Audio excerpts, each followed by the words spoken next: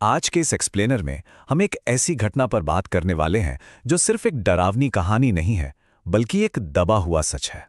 जरा सोचिए, रात के ठीक 12 बज रहे हैं, पूरा कॉलेज घने अंधेरे में डूबा है और हम थर्ड फ्लोर की एक ऐसी पुरानी सील बंद लाइब्रेरी के दरवाजे पर खड़े हैं जहां से सीलन और सड़ी हुई किताबों की वो दम घोंटू गंध आ रही है। अजीब है ना? चलिए इस खौफनाक रहस्य के पीछे की असलियत को डिकोड करते हैं और देखते हैं कि आखिर इस पूरे मामले की शुरुआत कहां से हुई। थर्ड फ्लोर वाली लाइब्रेरी के पास मत जाना, दिन में भी नहीं और रात में तो भूल कर भी नहीं। अब ये कोई ऐसा रूल नहीं था जो किसी नोटिस बोर्ड पर लिखा हो, बल्कि ये एक ऐसा खौफ था जो सीनियर्स अपने जूनियर्स के दिमाग में हर साल डाल देते थे। पर इसी डर के बीच अभय नाम का एक स्टूडेंट था। उसे डर से ज्यादा ये जानने की उत्सुकता थी कि आखिर उस बंद दरवाजे के पीछे है क्या। दरअसल अभय के दादाजी एक तांत्रिक थे और उन्होंने उसे हमेशा एक ही बात सिखाई थी कि डर से भागने के बजाय उसे समझना चाहिए। अभय का बिल्कुल साफ मानना था कि अगर कोई परछाई या आत्मा वहां भटक रही है तो पक्का उसके पीछे कोई ना कोई अधूरा सच छिपा है। अब जब अभय और उसके दोस्तों ने इस सच का पता लगाने की ठान ही ली, तो सबसे पहले उनके रास्ते में आया कॉलेज प्रशासन। प्रशासन किसी भी कीमत पर इस मामले को दबाए रखना चाहता था। असल में प्रिंसिपल डॉक्टर शर्मा ने बच्चों को डराने के लिए 12 साल पुरानी एक खौफनाक घटना का जिक्र किया। उन्होंने बताया कि शेखर नाम का एक जूनियर लाइब्रेरियन था जिसकी रात की शिफ्ट हुआ करती थी। एक सुबह वो उसी लाइब्रेरी के अंदर बेहोश मिला। उसकी आंखें फटी की फटी थीं और वो एक लफ्ज भी नहीं बोल पा रहा था। जब वो थोड़ा नॉर्मल हुआ तो उसने बताया कि कोई अनदेखा साया उसे पढ़ते वक्त लगातार घूरता रहता था। बस उसी दिन के बाद से वो लाइब्रेरी हमेशा के लिए बंद कर दी गई। और हां, प्रिंसिपल ने बड़ी सख्ती से चेतावनी भी दी कि अगर किसी भी स्टूडेंट ने वहां जाने की कोशिश की तो उसे सीधा कॉलेज से निकाल दिया जाएगा। लेकिन सच जानने की जिद तो जिद होती है।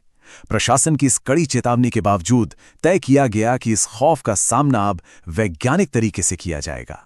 इस काम के लिए अभय ने एक जाने माने paranormal investigator doctor Siddharth Mehta को अपने साथ जोड़ा। अब चूंकि मामला आत्माओं का था तो डॉक्टर मेहता अपने साथ एक पूरा टूल किट लेकर आए। इसमें ईएमएफ मीटर, थर्मल सेंसर, आवाजें कैद करने के लिए डिजिटल रिकॉर्डर और नाइट कैमरा शामिल थे। और हां, आध्यात्मिक सुरक्षा के लिए नमक और मोमबत्तियां भी थीं। उस धूल भरी भारी हवा वाली लाइब्रेरी में ये टीम हर एक सबूत को रिकॉर्ड करने के लिए पूरी तरह से तैयार थी। और फिर शुरू हुआ खौफ का वो सिलसिला जो लगातार बढ़ता ही गया। देखिए, पहली रात जैसे ही उन्होंने अंदर कदम रखा, ईएमएफ मीटर में अजीब सी हलचल होने लगी और उनकी टॉर्च की रोशनी अचानक बुझ गई। दूसरी रात तो हालात और भी डरावने हो गए। शेल्फ से किताबें अपने आप नीचे गिरने लगीं और पता है, उनके फोन की बैटरी महज कुछ मिनटों में 100 से सीधे 0% हो गई, जैसे कोई अदृश्य ऊर्जा उन मशीनों की सारी ताकत सोख रही हो। तीसरी रात आते आते तो लाइब्रेरी का भारी भरकम फर्नीचर भी उल्टा पड़ा था और पूरे कमरे में जमा देने वाली, कंपाने वाली ठंड भर गई थी। हर रात वो खौफनाक ऊर्जा इतनी हावी हो जाती थी कि सुबह होने से पहले ही टीम को वहां से अपनी जान बचाकर भागना पड़ता था। अब यहां एक बड़ा सवाल खड़ा होता है। जरा सोचिए, क्या होता है जब वो खौफ उन 4 दीवारों के भीतर कैद ना रहकर बाहर निकल आता है? जब आप किसी सोई हुई बेचैन ऊर्जा को छेड़ देते हैं तो उसका अंजाम क्या हो सकता है? हुआ कुछ ऐसा ही।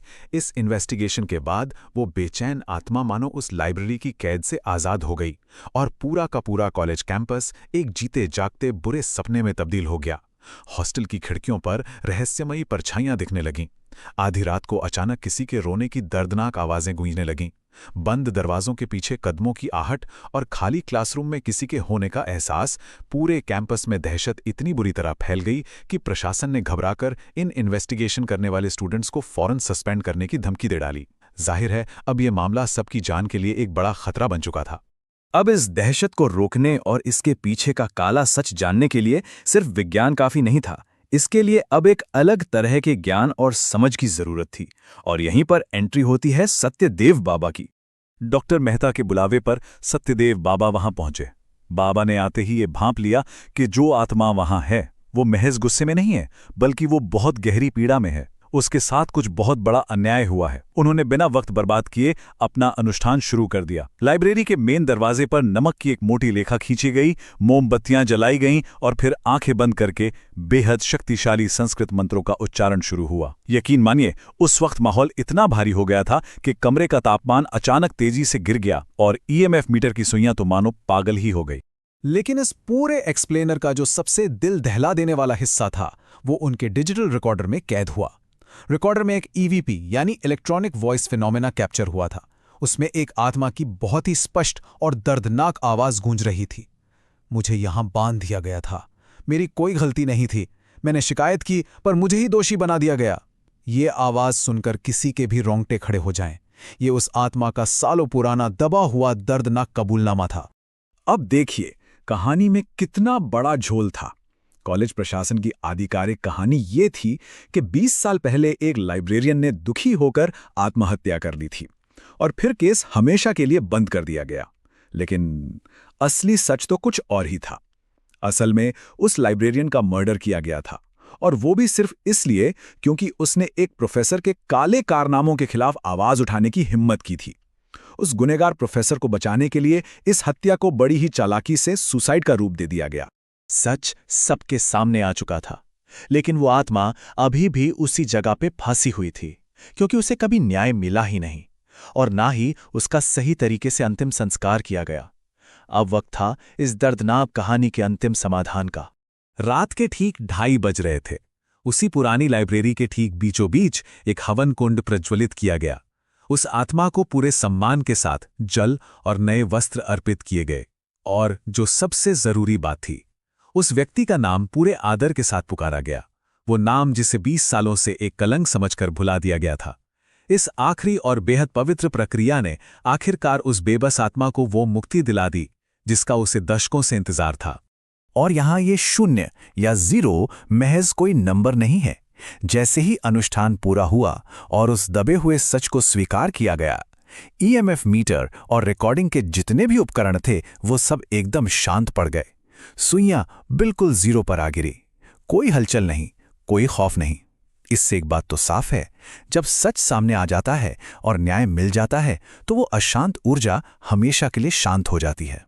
इस पूरी कहानी को गहराई से समझने के बाद एक बहुत ही अहम सवाल हमारे सामने आता है। क्या ये मुमकिन है कि जिसे हम अपने खुद के सायों का डर समझते हैं, वो असल में किसी अनकहे सच का ही संकेत हो? ये एक्सप्लेनर हमें एक बहुत बड़ी सीख देता है। कई बार जिन चीज़ों को हम भूत या पैरानॉर्मल मानकर उनसे खौफ खाते हैं, वो दरअसल उन अनसुनी आवाज़ों की गूंज होती हैं जिन्हें कभी न्याय नहीं मिल सका। और ऐसे अनसुलझे अन्याय तब तक खौफ का साया बनकर हमारे आसपास मंडराते रहते हैं, जब तक कि हम सच्चाई का सामना करने की हिम्मत नहीं जुटा लेते। तो इसी गहरे विचार के साथ आज का हमारा ये एक्सप्लेनर यहीं खत्म होता है। हमारे साथ जुड़ने के लिए बहुत बहुत शुक्रिया।